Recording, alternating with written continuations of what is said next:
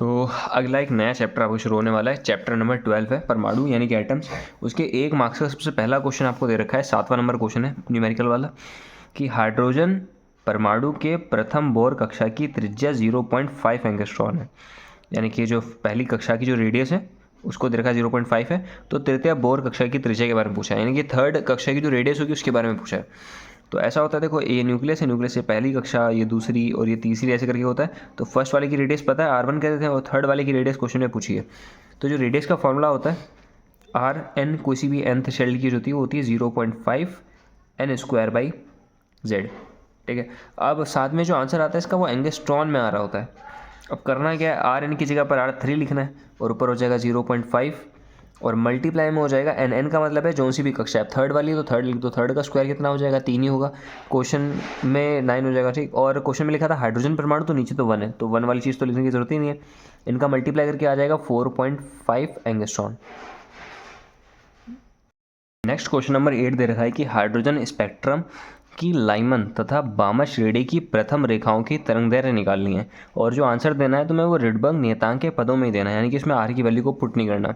तो hydrogen spectrum की Lyman का मतलब क्या होता है कि लाइन मतलब कि ऊपर से जब इलेक्ट्रॉन नीचे गिरता है तो ऊपर कहीं से भी आके गिरे और कभी भी n=1 पे गिरता है तो उसे लाइमन कहते हैं, और कहीं से भी आकर गिरे और आके 2 पे गिरेगा तो उसे बामा कहते हैं। तो लाइमन और बामा की पहली रेखा का मतलब होगा फर्स्ट जो ट्रांजिशन हो रहा है उसका लैम्डा पता करना है।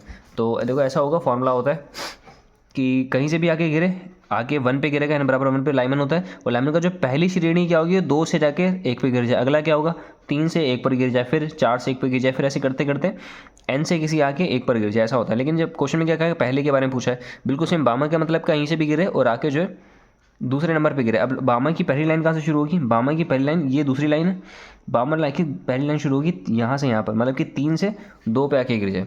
पहले तो लाइमन के लिए निकाल लेते हैं। लाइमन के लिए जो लैम्डा होगा उसे कहते हैं 1/λL कह देते हैं, लाइमन का लैम्डा हो जाएगा, ठीक है। इक्वल टू फॉर्मूला होगा R और Z का स्क्वायर, और अंदर लिखते हैं 1/n1 का स्क्वायर माइनस 1/n2 का स्क्वायर। ये इसका जनरल फॉर्मूला है, ठीक है। लाइमन के लिए जब निकालेंगे तो R की जगह R रहेगा, Z की जगह 1 हो जाएगा क्योंकि हाइड्रोजन एटम है। और n1 का मतलब है कहाँ पर इलेक्ट्रॉन गिरा कहाँ पर है, 1 पे, 1 का स्क्वायर 1 ही होगा। माइनस 1/n2 का मतलब कहाँ से गिरा है, 2 से, तो 2 का स्क्वायर कितना हो जाएगा, नीचे 4, क्योंकि 2 का स्क्वायर करना था। नीचे नीचे मल्टीप्लाई कर दो, क्रॉस मल्टीप्लाई कर दो, तो नीचे नीचे मल्टीप्लाई करके तो 4 ही आ गया, ऊपर क्रॉस मल्टीप्लाई करके आ जाएगा 4 - 1, यानी कि ऊपर होने वाला है R मल्टीप्लाई में 3/4। इसे जब उल्टा करोगे तो सामने वाली चीज़ उल्टा हो जाएगी, तो लैम्डा लाइमन इक्वल टू हो जाएगा 4/3R। तो ये लाइमन का आ गया पहली श्रेणी का इसका लैम्डा, ठीक है। बामा के लिए जब निकालेंगे तो 1/λ का B कहते थे, बराबर में R रहेगा, Z की जगह पर 1 यहाँ पर भी है, 1/n1। n1 का मतलब है कि कहाँ पर इलेक्ट्रॉन गिरा है। बामा के लिए जो पहली लाइन है उसमें इलेक्ट्रॉन गिरा है 2 पर, और कहाँ से था, 3 से, तो ये हो जाएगा n1 और ये हो जाएगा n2, सही है। तो यहाँ पर n1 की जगह पर आ जाएगा 2 का स्क्वायर, मतलब कि 4 माइनस 1/3 का स्क्वायर कितना हो जाएगा, 9। नीचे नीचे मल्टीप्लाई करके आने वाला है 9 चौक 36, क्रॉस मल्टीप्लाई में आ जाएगा 9 - 4। 9 - 4 का मतलब ऊपर तो आने वाला है 5, लैम्डा बामर इक्वल टू ऊपर होने वाला है 5R डिवाइडेड बाई में 36। इसे उल्टा कर दो वो भी उल्टा हो जाएगा, तो लैम्डा बामर इक्वल टू हो जाएगा 36/5R। तो दोनों आंसर आ गए। क्वेश्चन में देखते हैं कि रेशो तो नहीं पूछा था, क्वेश्चन में कहा था कि नहीं बस निकालना था, ठीक है। तो यानी कि ये आंसर हो जाएगा इसका। नेक्स्ट क्वेश्चन दे रखा है कि किसी उत्तेजित हाइड्रोजन परमाणु के इलेक्ट्रॉन की ऊर्जा -3.4 इलेक्ट्रॉन वोल्ट है। इस इलेक्ट्रॉन का कोणीय संवेग पूछा है। तो देखो ऐसा है कि इलेक्ट्रॉन के उत्तेजन अवस्था का मतलब क्या है कि इलेक्ट्रॉन हाइड्रोजन एटम है, हाइड्रोजन एटम में जो इलेक्ट्रॉन है वो कूद के किसी शेल में गया, उस शेल में जो उसकी एनर्जी है वो -3.4 इलेक्ट्रॉन वोल्ट है, और उस टाइम पे उसका जो कोणीय संवेग होगा उसके बारे में पूछा है। तो देखो ऐसा है कि हल्की सी थ्योरी अगर याद करें तो ऐसा होता है कि हर शेल की अपनी फिक्स एक एनर्जी होती है। जैसे पहले शेल की एनर्जी को E1 कह दो, अगली बार एनर्जी को E2 कह दो, ऐसे E3 E4 E4 ऐसे करके चलती रहती है। जो जनरल फॉर्मूला होता है एनर्जी का किसी भी शेल के लिए, वो फॉर्मूला होता है -13.6 मल्टीप्लाई में Z²/n²। Z का मतलब हो जाएगा एटम कौन सा है, ये वाले क्वेश्चन में हाइड्रोजन की बात कर रहा है तो Z=1 कर देंगे, और n का मतलब होता है कौन सी शेल की बात करो। हर शेल की एनर्जी अलग अलग होती है, ठीक है। और जो कुछ भी आंसर आने वाला है वो इसका इलेक्ट्रॉन वोल्ट में आंसर आता है, सही। अब इसमें से क्या करना है तुम्हें, देखो En पता है कि जिस जगह पर वो है उस जगह का तुम्हें पता है एनर्जी कितनी है, तो En की जगह पे तो आ जाएगा -3.4 इक्वल टू लिखा हुआ है -13.6 मल्टीप्लाई जेड का तो मतलब देखो सीन है कि हाइड्रोजन है तो जेड बराबर तो 1 हो जाएगा, एटॉमिक नंबर इसका 1 है, डिवाइडेड बाई एन क्वेश्चन में पता नहीं है तो ऊपर तो 1 होगा, 1 का मल्टीप्लाई करके ये आने वाला है, नीचे आ जाएगा एन का स्क्वायर। सही है, यहाँ पे इलेक्ट्रॉन वोल्ट था, यहाँ भी इलेक्ट्रॉन वोल्ट था, दोनों आपस में कैंसिल आउट हो जाएंगे, माइनस से माइनस कैंसिल कर दो, पॉइंट से पॉइंट उठ जाएगा और ये पूरा कैंसिल होने वाला है 4 पे, क्रॉस मल्टीप्लाई करके आने वाला है एन स्क्वायर इक्वल टू 4। जब स्क्वायर को उधर भेजोगे तो रूट बनेगा, तो एन की वैल्यू आने वाली है 2, यानी कि सेकंड शेल थी। ठीक है, लेकिन क्वेश्चन ने पूछा क्या था, कोणीय संवेग। अब एक और बात बताई थी बॉर्न ने अपने पोस्टलेट में बताई थी कि इलेक्ट्रॉन जहाँ पर घूमता है वहाँ पर उसका जो कोणीय संवेग होता है वो फिक्स होता है, वो h/2 का गुणज होता है, h/2 का गुणज। गुणज का मतलब क्या है कि n से मल्टीप्लाई कर देना, पहली शेल के लिए 1h/2, 2 के लिए 2h/2, 3 4 5 6 चलता रहता है। ठीक है, तो कोणीय संवेग पूछा है, कोणीय संवेग फॉर्मूले में क्या बनने वाला है, फॉर्मूला NH/2 सही है। देखो n की जगह पर हो जाएगा 2 क्योंकि दूसरी शेल है, h का मतलब होता है 6.6 इंटू 10⁻⁻34, ये प्लैंक कांस्टेंट था, नीचे आ जाएगा 2 और मल्टीप्लाई में लिखा है पाई का। ठीक है, पाई का मतलब क्या होता है 3.14, 3.14। ठीक है, अब ये कैलकुलेशन छोटी सी बची है। ठीक है, अब इस कैलकुलेशन को करने के लिए देखो 2 से तो 2 कैंसिल हो गया, सही है। एक चीज़ होती है अगर हल्की सी कैलकुलेशन को आसान करना है, बाकी तो बेसिक ऐसी बात है। यहाँ से देखो एक जीरो बना लो, पॉइंट से पॉइंट कैंसिल कर दो, वो सॉल्व करने के बाद 2 पॉइंट समथिंग आंसर जाने वाला है। ठीक, वो डिवाइड कर लेना सही है। एक तरीका और होता है कि जो पाई होता है इसकी वैल्यू 3.34 है, 14, अगर पाई का स्क्वायर कर दोगे तो उसकी वैल्यू 10 हो जाएगी, और नीचे 10 का मतलब क्या है कि एक के बाद पॉइंट लगा देना, तो डिवाइड करना थोड़ा सा मुश्किल है, लेकिन एक काम कर सकते हो कि ऊपर नीचे पाई से मल्टीप्लाई कर दो, तो ऊपर भी पाई से मल्टीप्लाई, इसकी वैल्यू मत लिखो, नीचे भी पाई से मल्टीप्लाई, पाई पाई ये पाई स्क्वायर हो जाएगा और नीचे बन जाएगा 10। सही, तो ऊपर बनने वाला है देखो 6.6, मल्टीप्लाई में पाई की वैल्यू हो जाएगी 3.14, मल्टीप्लाई में 10⁻34 और डिवाइडेड बाई में आ जाएगा 10। 10 का मतलब क्या होगा, देखो ऊपर इसे ऊपर लेके जाओगे तो 10⁻34 था, 35 हो जाएगा और इन दोनों का मल्टीप्लाई कर देना, जो कुछ आंसर होगा मल्टीप्लाई में 10⁻⁻35 कर दो, बस आंसर। क्वेश्चन नंबर 10 में कह रहा है कि हाइड्रोजन परमाणु की प्रथम कक्षा में इलेक्ट्रॉन की ऊर्जा -13.6 इलेक्ट्रॉन वोल्ट है, तो तीसरी कक्षा की ऊर्जा ज्ञात करनी है।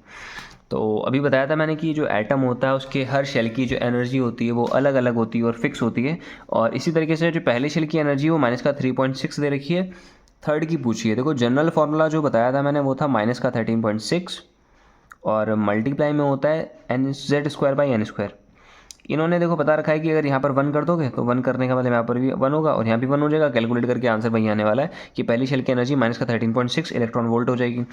थर्ड वाले की पूछिए E3 का मतलब क्या हो जाएगा, N की जगह पर 3 रख देना, लेकिन Z की जगह तो 1 ही रहेगा ना क्योंकि हाइड्रोजन एटम है, तो 1 का स्क्वायर 1 है और नीचे हो जाएगा 3, 3 का स्क्वायर क्या हो जाएगा 9, तो यहाँ पर होने वाला है -3.6 डिवाइडेड बाई 9 और इनको सॉल्व करके आंसर आने वाला है तीसरी शेल की energy -1.51 electron volt.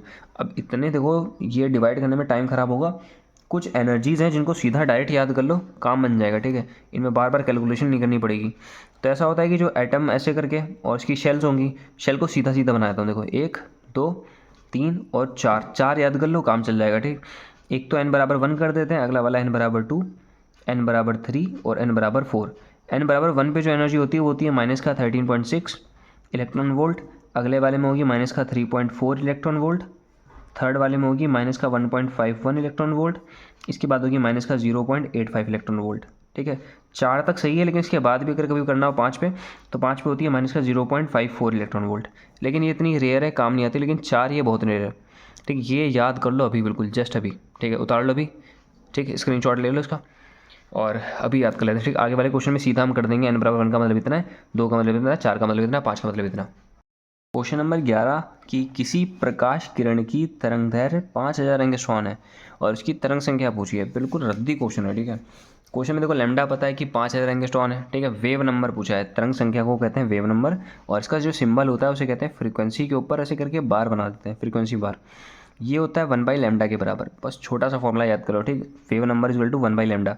Wave number अब निकलता है कैसे, देखो 1 की जगह 1 हो जाएगा और लैम्डा की जगह आ जाएगा 5000 एंगस्ट्रॉन, तो 5000 तो सही है, और एंगस्ट्रॉन का मतलब क्या हो जाएगा, मल्टीप्लाई में 10⁻⁻10। ठीक है, जब इसे ऊपर लेके जाएंगे तो क्या हो जाएगा 10⁻+10 और नीचे आने वाला है 5000। ठीक है, अब इन्हें सॉल्व करने के लिए देखो एक छोटी सी बात है, 10⁻10 लिखा है, यानी कि वहाँ पर 10 बार जीरो आने वाले हैं, 10 बार जीरो के लिए 4 बार जीरो ऊपर बना लो, तो 1 2 3 4। ठीक, और मल्टीप्लाई में ऊपर बचेंगे 6 जीरो क्योंकि 4 लगा दिए, नीचे क्या हो जाएंगे 5000, ठीक है। वहाँ पर 4 ही क्यों बनाए जीरो, उसका मीनिंग देखो ऐसा है कि 3 जीरो से तो 3 जीरो कैंसिल होगा और ये 5 एक कम 5, 5 दूनी 10 हो जाएगा। तो जो वेव नंबर आएगा वो हो जाएगा 2 गुणे 10 की पावर 6, बस।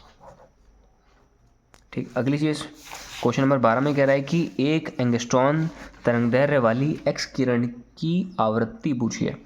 तो देखो ऐसा है कि लैम्डा पता है और फ्रीक्वेंसी पूछ रहा है।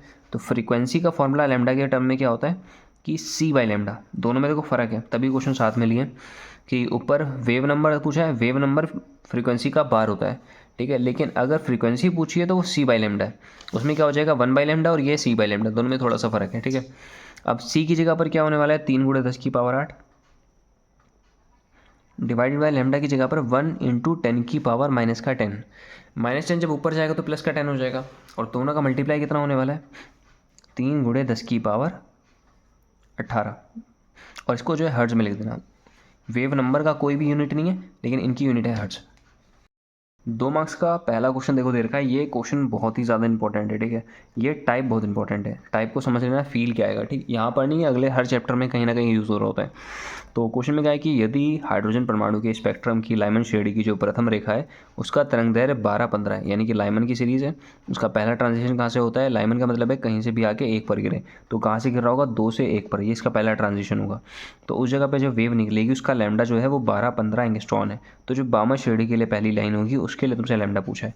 अगर कंपेयर कर रहा है कि देखो एक, अगर हमने कह दिया कि देखो अगर ये ऐसा हुआ तो इतना है और अगर ऐसा होगा तो कितना होगा, ठीक, इस टाइप का कंपेयर में तो डिवाइड वाला काम किया जाता है। देखो ऐसा है कि लैम्डा पता है तुम्हें लाइमन के लिए, लाइमन का लैम्डा पहले तो जनरल फॉर्मूला क्या होता है, lambda equal to R Z का स्क्वायर, नीचे लिखते हैं 1/n1 का स्क्वायर माइनस का 1/n2 का स्क्वायर, ठीक है। अब क्वेश्चन में देखो जेड की जगह तो हर बार 1 होने वाला है क्योंकि क्वेश्चन में हाइड्रोजन परमाणु की बात कर रहे हैं, ठीक है। और इसके बाद करना क्या देखो यहाँ लिखा ना हाइड्रोजन परमाणु, ठीक। तो n1 की जगह n2 की जगह क्या लिखना है वो चेंज होता रहेगा। जैसे कि लाइमन के लिए इस्तेमाल करेंगे तो लैम्डा लाइमन का आ जाएगा इक्वल टू में रेडियस आर रिडबर्ग कांस्टेंट।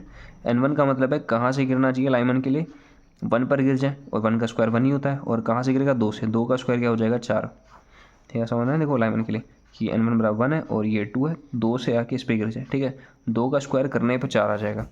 इन्हें सॉल्व करने के बाद जाने वाला है लैम्डा इक्वल टू आर, नीचे हो जाएगा 4 ऊपर 3, ठीक है। इसे उल्टा कर दो तो lambda Lyman is equal to होने वाला है 4/3r। इसे अभी होल्ड रखते हैं, ठीक है। अब बामा के लिए निकाल दो 1 by lambda Balmer is equal to R, Z की जगह 1/n1। बामा के लिए मतलब क्या होता है कहीं से भी आके 2 पर गिरे, तो जहाँ पर गिर रहा है उसे कहते हैं n1 और जहाँ से गिर रहा है उसे कहते हैं n2। तो कहाँ पर गिरेगा 2 पर, 2 का स्क्वायर क्या हो जाएगा 4 माइनस कहाँ से गिरेगा 3 से, 3 का स्क्वायर कितना हो जाएगा 9, तो नीचे मल्टीप्लाई हो जाएगा 36 और ऊपर क्रॉस मल्टीप्लाई करके आने वाला है 5, 5/36। इसे उल्टा करने वाले हो तो लैम्डा बामा इक्वल टू होने वाला है 36/5r, ठीक है। लैम्डा बामर पूछा है, लैम्डा लाइमन पता है, ठीक है। तो करना क्या तुमको दोनों को डिवाइड करना है, जिसके बारे में पूछा है उसे ऊपर लिख देना और जिसको पता है उसे नीचे लिखना है। तो लैम्डा बामर वाला तुम्हें पूछा है उसे ऊपर, लैम्डा लाइमन वाले को नीचे, नीचे डिवाइड बना दो बड़ा वाला, इसके ऊपर बामा का लैम्डा लिख दो 36/5r और इसके नीचे लिख दो लाइमन का है 4/3r, ठीक। अब देखो सबसे नीचे वाली चीज़ सबसे ऊपर चली जाएगी और इन दोनों का मल्टीप्लाई साथ में हो जाएगा।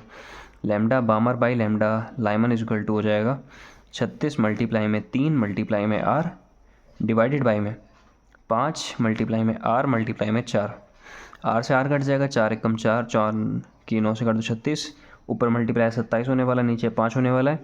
तो बामर पूछा है लाइमन वाली चीज़ को अगर उधर भेजेंगे तो ऊपर मल्टीप्लाई में चला जाएगा, तो lambda Balmer is equal to होने वाला है 27/5 और मल्टीप्लाई में लैम्डा लाइमन, डिवाइड वाली चीज़ ऊपर जाके मल्टीप्लाई में चलेगी और वो कितना देखा था क्वेश्चन में 12-15, तो इसकी जगह पे लिख दो 12-15 और जो भी आएगा आंसर एंगस्ट्रॉन में ही कर देंगे, ठीक। 5 के टेबल से कैंसिल हो रहा है, ये 2 पर, फिर 2 जाएगा 21 मतलब 4 पर, 15 जाएगा 3 पे, तो होने वाला है 27 मल्टीप्लाई में 243, इनका मल्टीप्लाई करके जो भी आंसर आएगा उसे एंगस्ट्रॉन में लिख देना, ठीक है।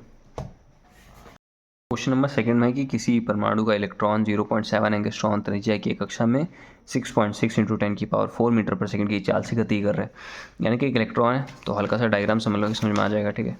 तो ऐसा है कि एक न्यूक्लियस होगा, न्यूक्लियस के अराउंड इलेक्ट्रॉन गोल गोल घूम रहा होगा, तो जहाँ पर घूम रहा है उसकी रेडियस क्वेश्चन में गिवन है और जितनी स्पीड से घूम रहा है उसकी वेलोसिटी गिवन है, ठीक है। अगर इलेक्ट्रॉन गोल गोल ऐसे घूमेगा तो करंट उसका, अगर इलेक्ट्रॉन ऐसे घूम रहा है तो करंट उल्टी डायरेक्शन में बनेगा ऐसे।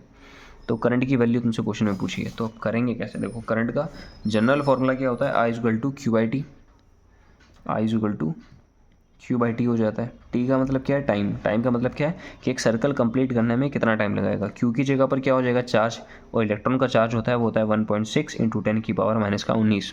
अब टाइम का मतलब समय, समय बराबर क्या होता है, दूरी बटे चाल। तो टाइम का फॉर्मूला यहाँ पर लगा दो। दूरी का मतलब क्या होने वाला है, यहाँ पर जो दूरी ये बंदा तय करने वाला है वो हो जाएगा 2πr, मतलब इसकी रेडियस के बराबर। और जो इसका चाल है वो कितनी है, वेलोसिटी, यानी कि वो है v। तो पहले लिखेंगे दूरी और बटे में जो चाल होगा वो ऊपर चला जाएगा, वेलोसिटी, ठीक। तो करंट की जगह पर सारी वैल्यू रख दो। क्यू की जगह पर आने वाला है 1.6 इंटू 10⁻⁻⁻⁰ मल्टीप्लाई में वेलोसिटी की जगह पे 6.6 इंटू 10⁻⁴ डिवाइडेड बाई में 2 मल्टीप्लाई में 3.14 मल्टीप्लाई में रेडियस में 0.7 इंटू 10⁻⁻10, ठीक है। अब ये कैलकुलेशन भाई साहब करनी पड़ेगी हल्की सी। तो पॉइंट से तो पहले पॉइंट कैंसिल कर सकते हैं, 2 1 जा और ये 3 3 पे कैंसिल हो जाएगा। 3 की टेबल में ऊपर कुछ कट नहीं रहा, तो देखो ऐसा करना है 1.6 मल्टीप्लाई में 33 डिवाइड बाई में 3.14 मल्टीप्लाई में 7। ये सबको सॉल्व कर लेना, आपस में मल्टीप्लाई करना पड़ेगा, फिर डिवाइड करना पड़ेगा, और 10⁻6 एक साथ में कर लेते हैं। माइनस का 19 और 4 हो जाएगा। देखो -19 है, ये पहले 10 ऊपर जाएगा तो प्लस का 10 होगा। 10 में से 19 को घटा दो, कितना बचने वाला है, 9। और कैसा बचेगा, माइनस का 9। -9 में 4 जब जोड़ोगे तो कितना बचेगा, माइनस का 5। अब जो भी आंसर आएगा उसे एम्पियर में कर देना है बस आंसर। 6 नंबर क्वेश्चन में कह रहा है कि हाइड्रोजन परमाणु की आयनन ऊर्जा 13.6 इलेक्ट्रॉन वोल्ट है और हीलियम परमाणु की तुमसे आयनन ऊर्जा के बारे में पूछा है। देखो अब थोड़ी सी इसमें जो है मैं थ्योरी बताने की कोशिश करूँगा, ठीक है। फिलहाल न्यूमेरिकल इतना बड़ा नहीं है, न्यूमेरिकल तो चुटकियों में खत्म हो जाएगा। हल्की थ्योरी समझ लो। क्या आयनन ऊर्जा का मतलब क्या होता है कि जैसे हाइड्रोजन एटम है, हाइड्रोजन एटम की शेल गिरी, इसमें इलेक्ट्रॉन यहाँ पर, इसे इतनी एनर्जी दे दो बाहर से कि इलेक्ट्रॉन यहाँ से कूद के जो है इन्फिनिटी यानी कि एटम को छोड़ के बाहर ही भाग जाए, ठीक है।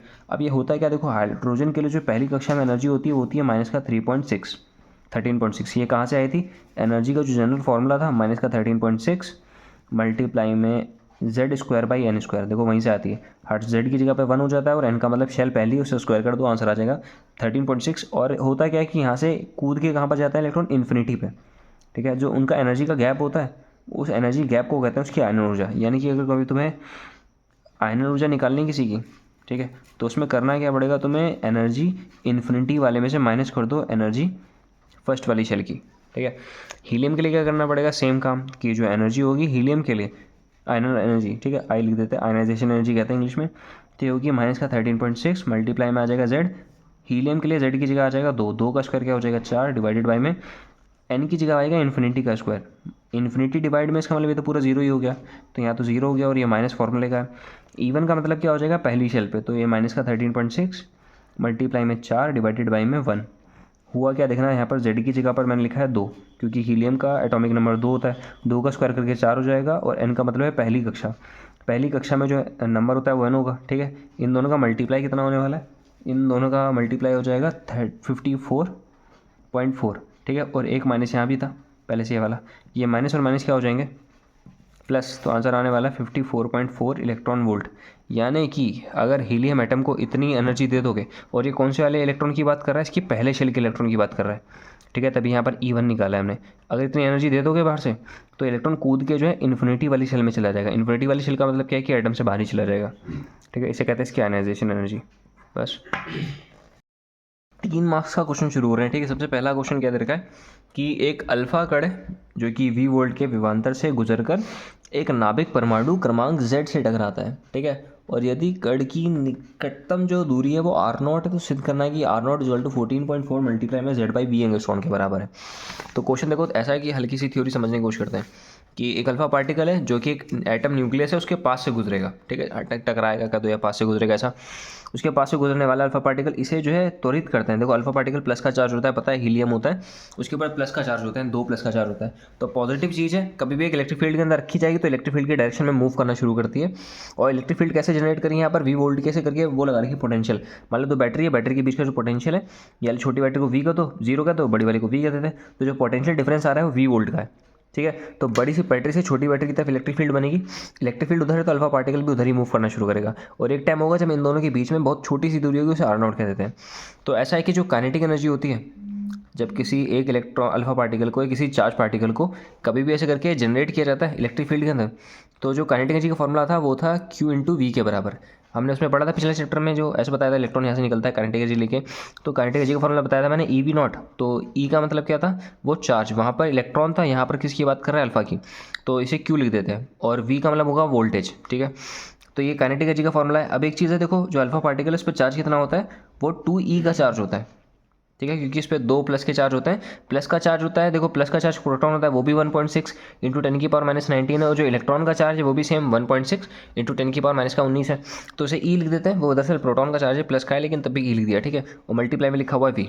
और एक चीज़ होती है, कभी भी एक चार्ज पार्टिकल किसी नाभिक यानी कि इसके क्लोज में होता है, तो इन दोनों के बीच में एक इंट्रैक्शन एनर्जी होती है, उसे कहते हैं इसकी काइनेटिक एनर्जी, क्योंकि पार्टिकल मूव कर रहे हैं। तो उस टाइम पे इसे क्वेश्चन नंबर फर्स्ट कह सकते हो। ठीक है, उस टाइम पे जो काइनेटिक एनर्जी का फॉर्मूला होगा वो क्या होगा, K Q1 Q2/R। ठीक है, अब K Q1 Q2 कौन होगा समझना।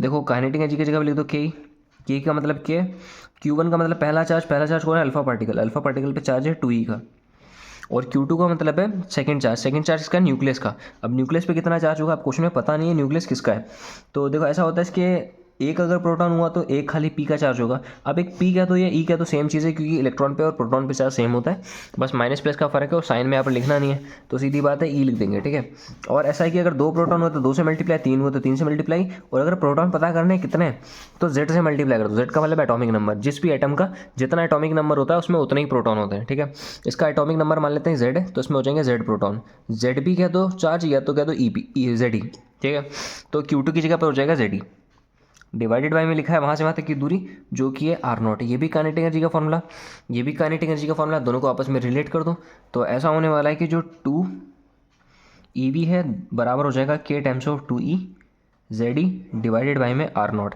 आर नॉट अगर उधर भेजोगे तो पहले तो 2 से 2 कट जाएगा, एक ई से एक ई कट जाएगा, v नीचे चला जाएगा। देखो K की वैल्यू क्या होती है, 9 गुणे 10 की पावर 9, सही है, और मल्टीप्लाई में क्वेश्चन में देखो प्रूव जो करना था उसमें z और v को छोड़ना है, उसको छोड़ के बाकी सबकी वैल्यू रख देनी है। ठीक है, तो z और e की वैल्यू नहीं रखेंगे, z की जगह z रहेगा, और e का मतलब क्या होगा 1.6 इंटू 10⁻⁻19, और मल्टीप्लाई में ऊपर लिखा है z डिवाइडेड बाई, देखो आर नॉट उधर गया तो v नीचे आ जाएगा, तो v नीचे आ गया। अब इन सबको जब सॉल्व करोगे तो इसका आंसर सीधा लिख देना, ऐसे करके सॉल्व करने की जरूरत नहीं, सीधा लिख देना 14.4 और मल्टीप्लाई में कर देना z/v, उसके बाद लिख दें एंगस्ट्रॉन। अब रियलिटी में सॉल्व करने मत बैठना, लेकिन आंसर ये आएगा।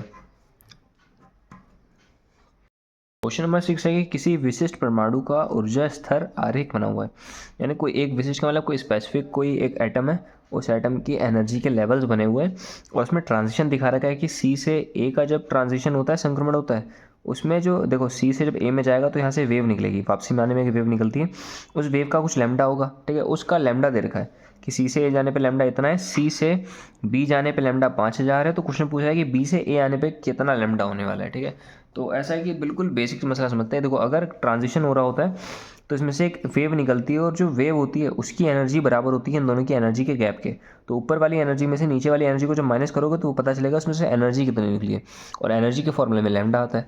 तो ऐसा एक बार देखते हैं क्या होने वाला है। देखो पहला ट्रांजिशन क्या है, सी से ए हो रहा है, तो सी से ए आने पर जो एनर्जी का जो हीट निकलने वाली एनर्जी उसे कहेंगे ई सी माइनस ई ए, ऊपर वाले में से नीचे वाले को माइनस कर दो, और इसका फॉर्मूला क्या होता है h c by lambda, h c की जगह एच सी लिख दो, बाय लेमडा का कितना दे रखा है यहाँ पर 1000, इसे कहते हैं क्वेश्चन नंबर पहली। सेकंड में क्या कहा है, सी से बी जाने पर, तो इसे कहेंगे सी माइनस ई बी। ठीक है, मतलब कि सी वाले से बी वाले पे गिर रहा है, तो ऊपर वाले में से नीचे वाले को माइनस कर दो, ई सी माइनस ई बी। ये भी फॉर्मूला क्या हो जाएगा h c by lambda, lambda की जगह पर यहाँ पर कितना होने वाला है 5000, इसे कहते हैं क्वेश्चन नंबर दूसरी। थर्ड वाली में क्या पूछा है, बी से सी जाने पे, बी से सी जाने पे कितनी हीट मतलब लैम्डा होने वाला है। ठीक है, तो माइनस क्या करना है, ई बी में से ई, एक मिनट क्वेश्चन में शायद लिखा था ई बी से ए आना है, सॉरी, तो यहाँ पर मैंने गलत कर दिया। ठीक, बी से ए आने पे, तो बी से ए आने के लिए क्या लिखेंगे, ई बी माइनस ई ए। ठीक है, बड़े वाले में से ये वाले ट्रांजिशन देखो, बड़े वाले में से छोटे वाले को माइनस करना, ऊपर वाले से नीचे वाले को, तो इसका फॉर्मूला क्या होगा एच सी बाई लैम्डा होगा। ठीक है, अब ये लैम्डा पता करना है। ठीक, थर्ड वाली क्वेश्चन के लिए, तो थर्ड वाली क्वेश्चन मिलेगी कैसे, देखो ई बी जो है वो माइनस प्लस का है और यहाँ पर माइनस का है, तुम्हें ये वाली इक्वेशन चाहिए इन दोनों का इस्तेमाल करके। तो यहाँ पर ई बी माइनस का है, ई है सही है, ई बी माइनस का है, तो अगर यहाँ पर माइनस से मल्टीप्लाई हो जाएगा तो ये ई बी प्लस का हो जाएगा, माइनस माइनस प्लस। तो करना क्या, तुम्हें ऊपर वाली इक्वेशन में से इस वाली इक्वेशन को माइनस कर देना है। तो माइनस करने से ई सी कैंसिल हो जाएंगे और यहाँ पर हो जाएगा ई बी माइनस। ये तो कर देना है कि सब्ट्रैक्ट करना है, सब्ट्रैक्ट करनी है equation number first minus equation number second. तो पहले में से सेकंड वाले को माइनस कर दो, तो ई सी कटने वाला है, फाइनल प्रोडक्ट बनेगा ई बी माइनस ये, ठीक है। और इधर क्या होने वाला है, देखो पहले में से दूसरा माइनस करना है तो पहले वाले को पहले लिख दो, एच सी बाई 1000 माइनस बाद में लिखेंगे एच सी बार 5000, ठीक है। दोनों में से कॉमन ऊपर आ रहा है एच सी, अंदर क्या बचेगा, नीचे हो रहा है 5000 और मल्टीप्लाई में 1000, पहले नीचे नीचे मल्टीप्लाई कर दो और फिर बाद में क्रॉस मल्टीप्लाई होता है, तो 5000 का ऊपर 1 से मल्टीप्लाई होगा। यहाँ पे 80 था लेकिन कॉमन निकाले तो 1 बचा, तो यहाँ बचेगा 5000 माइनस फिर 1000 का 1 से मल्टीप्लाई होगा तो यहाँ पर हो जाएगा 1000, तो 5000 में से 1000 जाएगा, ऊपर बचेगा 4000। और ये ई बी माइनस ई सी का फॉर्मूला क्या था, h c by lambda, h c by lambda, h c तो कॉन्स्टेंट है, ये लेमडा पता करना है। तो ऊपर आने वाला एच सी और मल्टीप्लाई में आ जाएगा 4000 और डिवाइडेड बाई में लिखा हुआ है देखो 5000 मल्टीप्लाई में 1000, ठीक है। ये 3 जीरो में से 3 जीरो कैंसिल कर दो, एच सी से एच सी कैंसिल हो जाएगा, इसे उल्टा कर दो ये भी उल्टा हो जाएगा, तो लैम्डा इक्वल टू होने वाला है, ऊपर आएगा 5000 डिवाइडेड बाई में आ जाएगा 4, इनको कैंसिल कर देना 4 के टेबल से, आंसर आने वाला है 1250 और एंगस्ट्रॉन लगा देना क्योंकि सब कुछ एंगस्ट्रॉन में चल रहा था, बस आंसर। क्वेश्चन नंबर सेकंड देखो, 7th क्या है, इंपॉर्टेंट हल्का सा क्वेश्चन है, इसमें 3 बातें पूछी हैं। हाइड्रोजन परमाणु की आयनन ऊर्जा 13.6 है, मतलब एक नॉलेज दे दें उन्होंने कि एक हाइड्रोजन एटम जो होता है उसकी पहली शेल में जो एनर्जी होगी वो 13.6 होगी, क्योंकि अगर इसे इतनी एनर्जी दे दोगे तो यहाँ से इलेक्ट्रॉन निकल के इन्फिनिटी पर चला जाएगा बाहर। तो क्वेश्चन में कह रहा है कि एक फोटोन किसी हाइड्रोजन परमाणु को जो कि प्रारंभ में न्यूनतम ऊर्जा स्तर में था, कि एक इलेक्ट्रॉन था जो हाइड्रोजन परमाणु की न्यूनतम ऊर्जा स्तर का मतलब क्या है कि सबसे पहली शेल में होगा, वहाँ पर जो एनर्जी होती है उसकी मिनिमम होती है, सबसे ज़्यादा स्टेबल होता है। तो पहली शेल में कोई इलेक्ट्रॉन था, उस पर जाके फोटोन गिरता है और वो n बराबर 3 पर जाके गिर जाता है, ठीक है। अवस्था तक उत्तेजित मतलब होता है एक्साइटेड होता है, ठीक। पहली वाली सेल से कूद के थर्ड वाली सेल पे एक्साइटेड हो जाएगा। अगर ये एक्साइटेड 3 पे जाके गिरा है यानी कि जो एनर्जी फोटोन की थी वो उनके एनर्जी के गैप के बराबर होगी, तभी तो जाके ऊपर पहुंचा। तो इस संक्रमण की तुम्हें जो है स्थिति आरेख पे बनानी है। तो ऐसा होगा, देखो आरेख कैसा बनेगा कि ऐसे करके 1 2 और 3 शेल बना देते हैं। पहली शेल का नाम n बराबर 1, n बराबर 2, n बराबर 3। क्वेश्चन में कह रहा है देखो पहली शेल में, तो पहली शेल की जो एनर्जी होती है वो माइनस का 13.6 होती है। अगर इतनी एनर्जी दोगे तो इलेक्ट्रॉन कूद के यहाँ से इन्फिनिटी पे चला जाएगा और इसको कहते हैं इसकी आयनन ऊर्जा। क्वेश्चन में कह रहा है कि एक इलेक्ट्रॉन था उस पर तुमने फोटोन मार दिया, ठीक है। अब फोटोन ऊपर से ऐसे करके आया और फोटोन के पास एक खुद की एनर्जी होती है और वो एनर्जी अगर इतनी हुई कि इसे कुदा के ऊपर जाके इसके गैप के बराबर हुई तो उस जाके शेल में चला जाता है, ठीक है। तो फोटोन यहाँ से कूद के जो है तीसरी शेल में गया, ठीक, यानी कि पक्का इसे फोटोन ने जितनी भी एनर्जी दी है वो इतनी होगी कि इसके गैप के बराबर होगी, तभी तो कूद के वहाँ पर गया। अब इसकी गैप की एनर्जी कैसे निकालेंगे, गैप की एनर्जी के लिए अभी जो पिछला क्वेश्चन करा था उसके तरीके से कि दोनों में से माइनस कर दो दोनों की एनर्जी को, जो थर्ड में एनर्जी होगी उसे और फर्स्ट वाले एनर्जी को माइनस कर दो। देखो फर्स्ट वाले में एनर्जी माइनस का 13.6 अभी कहा था, याद कर लेना। अगला वाला होगा माइनस का 3.4, उसके अगला वाला होगा माइनस का 1.51, ठीक है। इन दोनों को जब माइनस करेंगे, माइनस कैसे करना है, ऊपर वाले में से नीचे वाले को माइनस करना है। तो जो आंसर होगा देखो E3 माइनस E1 होगा। E3 का मतलब थर्ड वाले में कितनी थी, माइनस का 1.51, फिर माइनस करना है माइनस का, तो माइनस और माइनस अगली लाइन में हो जाएगा प्लस, ठीक। तो माइनस का 1.51 फिर माइनस माइनस हो जाएगा प्लस 13.6, दोनों को माइनस करके आंसर आने वाला है प्लस का 12.09 इलेक्ट्रॉन वोल्ट। ये एनर्जी आ रही है इनके गैप की, यानी कि जो इनके गैप में एनर्जी है वो इतनी है और ये गैप की एनर्जी पक्का जो फोटोन आया था उसकी एनर्जी के बराबर होगी, फोटोन की एनर्जी के। तो ये जो गैप की एनर्जी है वो इसी फोटोन की एनर्जी के बराबर है, एनर्जी ऑफ फोटोन पी लिख देते हैं, ठीक है। अब उस फोटोन का तुमसे लैम्डा पूछा है, ठीक है। अगले वाले पार्ट में आरेख तो बन गया, देखो डायग्राम। सेकंड पार्ट में पूछा है कि फोटोन की तरंग दैर्घ्य की गणना करो लैम्डा की। तो लैम्डा क्या होता है एनर्जी के फॉर्मूले में, energy of photon equal to हो जाएगा एच सी बाई लैम्डा, ठीक है। अगर लैम्डा पता करना है तो फॉर्मूला क्या हो जाएगा, एच सी बाई एनर्जी और फोटोन। अब जो भी लैम्डा आएगा वो एंगस्ट्रॉन में आएगा, ठीक है, क्योंकि इलेक्ट्रॉन वोल्ट में तुम आंसर रख रहे हो। तो एस सी की जगह लिख देना 12400। अगर 1240 लिखोगे तो जो लैम्डा आएगा वो आ जाएगा तुम्हारा क्या नाम है नैनोमीटर में, ठीक है। लेकिन 12400 लिखते हैं तो आंसर जो है लैम्डा आएगा अब तुम्हारा एंगस्ट्रॉन में, ठीक है। एनर्जी की जगह पे आ जाएगा 12.9। इलेक्ट्रॉन वोल्ट को वैल्यू रखने की जरूरत नहीं, खाली ये रख दो। इसके बाद कैलकुलेट कर लेना, जो कुछ आंसर आएगा उसे लिख देना एंगस्ट्रॉन में। ठीक, सेकंड पार्ट भी कंप्लीट हो गया ये। फर्स्ट पार्ट में डायग्राम बनाने के लिए कहा था। थर्ड पार्ट समझना क्या है। थर्ड पार्ट में कह रहा है कि उपर्युक्त संक्रमण यानी कि जो ऊपर ट्रांजिशन दिया है उसमें कितने उत्तेजन रेखाएं संभव है, यानी इसमें कितनी लाइनें बन सकती है। देखो ऐसा है कि जैसे एक शेल थी पहली, दूसरी, तीसरी, कितने ट्रांजिशन हो सकते हैं। देखो एक तो तरीका है कि इलेक्ट्रॉन वहाँ से कूद के सीधा यहाँ आ जाए, एक तरीका यहाँ से कूद के पहले यहाँ पर आए फिर यहाँ पर आ जाए, तो टोटल 3 ट्रांजिशन बननी है। लेकिन इसका एक खुद का फॉर्मूला होता है कि n-1/2 कर दो, इससे पता चल जाएगा। ठीक, n का मतलब है कौन सी शेल में गया, तीसरे में, तो हो जाएगा 3 और 3-1/2। 3 माइनस का मतलब 2 हो जाएगा, 2 से 2 कट जाएगा, आंसर बचेगा 3। तो 3 ट्रांजिशन हो गए। यहाँ पर तो आसान था। अगर क्वेश्चन ज़्यादा टफ चला जाए, मान लो कि 5वें में चला जाए, तो ट्रांजिशन बहुत सारी बनती है। तो यहाँ पर n की जगह 5 कर देना, तो 5 में से जाएगा 4/2 यानी कैंसिल करके आएगा 2 यानी कि 10। टोटल 10 ट्रांजिशन होगी। अब वो 10 बनाने हैं मत बैठना, ठीक है, बस खाली पूछा है कितनी ट्रांजिशन होगी। तो अभी तो फिलहाल ये वाला था, तो आंसर 3 हो जाएगा। नेक्स्ट क्वेश्चन नंबर 4 दे रखा है 5 नंबर के क्वेश्चन में। ठीक है, थोड़ा सा इंपॉर्टेंट क्वेश्चन है क्योंकि क्वेश्चन ऐसा है कि तुम्हें पता होगा लेकिन तब भी तुम्हें नहीं पता, क्योंकि छोटे से कीवर्ड है। जैसे कि एच अल्फा पूछा है, एच बीटा पूछा है, ये पता ही नहीं एच अल्फा कौन है, एच बीटा कौन है। ठीक है, तो अभी समझ लेते हैं एच अल्फा बीटा ये क्या होता है, गामा डेल्टा वाला सीन। ठीक है, उसके बाद तुम्हारा क्लियर हो जाएगा, फिर इतना बड़ा टफ क्वेश्चन नहीं है। देखो क्वेश्चन में कह रहा है कि हाइड्रोजन परमाणु के लिए ऊर्जा स्तर का आरेख खींचना है। पहले तो तुम्हें वो लाइमन बामा पास्चन ऐसे करके सारी श्रेणी को बनाना है। क्वेश्चन 5 नंबर में ना, तभी इसमें थ्योरी भी दे दी और साथ में न्यूमेरिकल भी। अगले लाइन में यहाँ से न्यूमेरिकल है कि बामा श्रेणी के लिए एच अल्फा, एच बीटा और श्रेणी सीमा की तरंग दैर्घ्य निकालनी है। सबसे पहले समझते हैं एच का मतलब क्या है। एच का मतलब है ये हाइड्रोजन एटम की बात कर रहे हैं। ठीक है, और बामा श्रेणी है। बामा श्रेणी का मतलब पता है कि इलेक्ट्रॉन कहीं से भी आए और आके जब 2 पे गिरता है उसे कहता है बामा श्रेणी है। n=2 पे गिरे, और जहाँ पर गिरता है उसे n1 कहते हैं, और जहाँ से गिरेगा उसे n2 कहेंगे। अब जहाँ से भी गिरे उससे फर्क नहीं पड़ रहा क्योंकि बामा श्रेणी है, बस आके 2 पे गिरना चाहिए। लेकिन अगर क्वेश्चन में स्पेसिफिक आए कि एच अल्फा निकालो, एच का मतलब तो हाइड्रोजन एटम की बात कर रहा है, अल्फा का मतलब क्या होता है, बीटा का मतलब क्या होता है, ये समझ लेते हैं। तो ऐसा है कि पहले फर्स्ट पार्ट सॉल्व कर लें। ठीक, एच अल्फा वाला, तो 1 2 3 4 5 ऐसे करके कुछ भी है। तो n बराबर जब 2 पे चीज़ें गिरती हैं, n बराबर 1 है। जैसे कि यहाँ से गिर जाए या यहाँ से गिरे, चाहे यहाँ से गिरे चाहे कहीं से भी गिरे, n से इन्फिनिटी से आके गिरे, इन सबको कहते हैं इनकी बामा श्रेणी की लाइन है। ठीक है, बामा है पूरी की पूरी। अगर थ्योरी पढ़ी तो समझ में आ रहा है। ठीक, बामा श्रेणी है। तो बामा श्रेणी का देखो ये पहला होता है, पहला ट्रांजिशन है, ये दूसरा ट्रांजिशन है, तीसरा और चौथा। पहले ट्रांजिशन को कहते हैं ये अल्फा ट्रांजिशन है। सेकंड वाले का नाम होता है बीटा ट्रांजिशन, फिर होता है गामा, फिर होता है डेल्टा। ठीक है, इतना आता नहीं डेल्टा तक, लेकिन तब भी समझ लेते हैं कि अल्फा, बीटा, गामा, डेल्टा मतलब उसका ट्रांजिशन है। जैसे कि बामा की बात कर रहा था, बामर का अल्फा क्या होगा। अल्फा का मतलब देखो एक तो n1 होता है और एक चीज़ होती है n2। ठीक, तो n1 का मतलब है जहाँ पर गिरा है, बामर है तो 2 पे ही गिरेगा, पक्की बात है। इलेक्ट्रॉन देखो 2 पे ही गिर रहे हैं हर बार। कहाँ से गिरता है उसे कहते हैं n2। कहाँ से गिर रहा है अल्फा के लिए, 3 से गिर रहा है क्या 2 पे। पहला ट्रांजिशन 3 से 2 पर होगा, फिर 4 से 2 पर होगा, फिर 5 से 2 पर होगा, फिर 6 से 2 पर होगा, ऐसे करके चल रहा है। अल्फा के लिए क्या हो जाएगा, 3 से 2 पर, तो n2 की जगह पर हो जाएगा 3, n1 की जगह पर हो जाएगा 2। अब यहाँ पर तुम्हें इसका लैम्डा पता करना है, तरंग दैर्घ्य पूछिए कि एच अल्फा बता दो। एच अल्फा बामे के लिए एच अल्फा। ठीक है, तो फार्मूला क्या होता है, 1/λ=r, और z की जगह हाइड्रोजन है तो उसे छोड़ दो, फिर लिखेंगे 1/n1 का स्क्वायर माइनस 1/n2 का स्क्वायर। ठीक है, r और नीचे होने वाला है 36 और ऊपर हो जाएगा 5, 1/λ। अगर लैम्डा को उल्टा करेंगे तो वो भी उल्टा हो जाएगा, तो ऊपर होने वाला है 35/5r। ठीक है, और जो मल्टीप्लाई में 1 बाई जो r होता है इसको तुम कह सकते हो 911।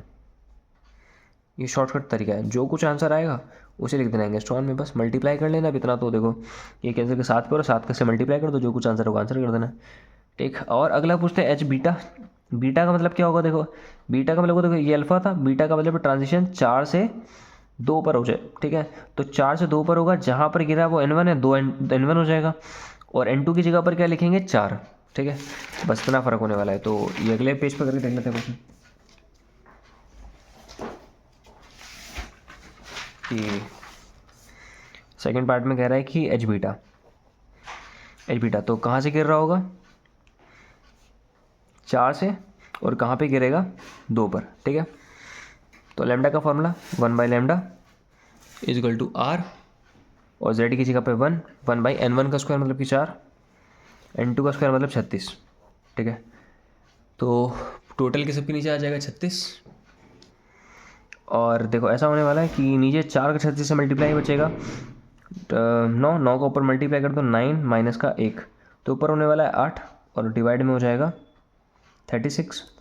कैंसिल आउट कर लेते हैं। देखो 4 के टेबल से 2 पर और ये हो जाएगा 9 पर। लैम्डा को उल्टा करो वो भी उल्टा हो जाएगा, तो लैम्डा इज इक्वल टू होने वाला है 9/2r। ठीक है, 2r और 1/r की जगह पर अगेन वही सेम चीज़ 911। इनका मल्टीप्लाई कर देना, जो भी आंसर आएगा उसे एंगस्ट्रॉन में लिख देना। सेकंड पार्ट भी कंप्लीट हो गया। थर्ड पार्ट समझ लो क्या है। थर्ड पार्ट में क्वेश्चन में कह रहा है कि श्रेणी सीमा की तरंगदैर्घ्य। देखो श्रेणी का मतलब क्या है, जो सीरीज चल रही है उसकी सीमा का मतलब है कि लिमिट। अब इस सीरीज़ की लिमिट क्या होगी, देखो कहाँ पे जाके ख़त्म हो रहा है। ख़त्म कहाँ पे होगा, ये इन्फिनिटी पे जाके ख़त्म होगा। ठीक है, जैसे पहली लाइन है, दूसरी, तीसरी, चौथी, पाँचवीं ऐसे करते करते इन्फिनिटी पे इसकी लास्ट लाइन होगी। तो लास्ट लाइन का तुमसे लैम्डा पूछ रहा है। ठीक, तो कैसे करने वाले हैं, देखो हल्का सा एक बार डायग्राम समझ लो। 1 2 3 4 5 ऐसे चल रहा है। n बराबर 1 है, n बराबर 2 है। तो बामा की बात चल रही है अब तक तो। ठीक, बामा का मतलब कहीं से भी आके 2 पे गिरे, ये बामर है। ठीक है, इसकी श्रेणी कहाँ पर खत्म होगी, देखो शुरू ये हो रहा है, सीमा कहाँ पर खत्म होगी, इन्फिनिटी से। कि अगर इन्फिनिटी से कोई इलेक्ट्रॉन आए और आके 2 पे गिर जाए, वो उसकी लिमिट है। ठीक है, तो इसका मतलब n1 की जगह पर क्या आने वाला है 2, और n2 की जगह पर क्या आने वाला है इन्फिनिटी। सही है। एनर्जी 1/λ का फॉर्मूला क्या था, r, और z की जगह पे 1 लिख देंगे। 1/n1 का स्क्वायर माइनस 1/n2 का स्क्वायर। 1/इन्फिनिटी का मतलब 0 हो जाएगा, यानी कि 1/λ इक्वल टू होने वाला है r/4। इसे उल्टा कर तो सामने वाला उल्टा हो जाएगा, तो लैम्डा इक्वल टू होने वाला है 4/r। और जो बटे में r है उसे क्या लिख सकते हैं 911। दोनों का मल्टीप्लाई कर देना, जो भी आंसर आएगा उसे आंसर में लिख देना। ठीक, सिर्फ टाइम बताने के लिए कर रहे हैं। ठीक, क्वेश्चन की इतनी बड़ी जो हमारी वीडियो होने वाली इतनी बड़ी लेंथ ना हो जाए कि देखने में बोरिंग लगे। ठीक, तभी बहुत स्पीड में बहुत कंसाइज करके सारी थ्योरी को कर रहा हूँ। तो इस चैप्टर के लास्ट क्वेश्चन को देखते हैं। क्या है कि हाइड्रोजन परमाणु की प्रथम उत्तेजित अवस्था में इलेक्ट्रॉन की जो कुल ऊर्जा है, टोटल एनर्जी, वो लगभग माइनस का 3.4 इलेक्ट्रॉन वोल्ट है। देखो क्वेश्चन में जो है 5th नंबर क्वेश्चन में क्या है कि जो टोटल एनर्जी है जैसे इलेक्ट्रॉन के लिए, एटम के लिए, वो इलेक्ट्रॉन के लिए जो है वो है माइनस का 3.4 इलेक्ट्रॉन वोल्ट। ये इसकी टोटल एनर्जी है। ठीक है, पहले पॉइंट में पूछा है कि इस अवस्था में इलेक्ट्रॉन की गतिज ऊर्जा बतानी है, सेकंड पॉइंट में इसकी स्थितिज ऊर्जा बतानी है। ठीक है, तो ये मैंने कहा था ग्राफ याद कर लेना, बस काम चल जाएगा। ठीक, ग्राफ कैसा था, ऐसा ऐसा और नीचे एक और लाइन थी। ठीक है, ये जो ऊपर वाली लाइन है ये काइनेटिक एनर्जी बताती है, जो नीचे वाली लाइन है ये टोटल एनर्जी बताती है, और ये होती है इसकी पोटेंशियल एनर्जी। ठीक है, इस पॉइंट के ग्राफ जो ऊपर बनाया है वो पॉजिटिव है और नीचे वाले ग्राफ निगेटिव है।